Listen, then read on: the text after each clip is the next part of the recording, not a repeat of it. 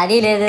పైగా నా విగ్రహాన్ని కొనడానికి పెళ్లి సంబంధాల్లో పిల్లని చూడడానికి వెళ్ళినట్టు పొలోమను 10 మంది వెళ్తారు. అందులో ఒకడికి ఆ బొమ్మ నచ్చిందని, ఇంకోటికి ఈ బొమ్మ నచ్చిందని. నా కర్మ ఏంటంటే అక్కడ ఉన్నవన్నీ నా బొమ్మలే. మళ్ళీ తీరా 10 మందికి ఒక బొమ్మ నచ్చాక అమ్మేటోడు అలుసుగా తీసుకొని 10,000 15,000 అని బాంబు పేలుస్తాడు. ఎందుకురా బాబు ఇంత రేట్ అంటే కలకత్తా నుంచి తెప్పించాం అంటాడు. నాకు అర్థం కానిది ఏంటంటే ఎక్కడైతే నేను కలకత్తా నుంచి అయితే నాకన్నా మునగాడు వస్తాడా, అక్కడ కూడా నేనే కదా.